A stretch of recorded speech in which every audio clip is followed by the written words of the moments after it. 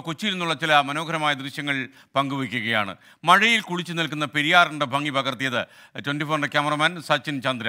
മത്സ്യക്കുരുതി നടന്ന പെരിയാർ ഇപ്പോൾ വളരെ ശാന്തമാണ്. അടിയൊഴുക്കുണ്ട് പെരിയാറിന് തീർച്ചയായിട്ടും. വേനൽ മഴയുടെ നനവിൽ അതീവ സുന്ദരിയായി പെരിയാർ അങ്ങനെ ഒഴുകുകയാണ്.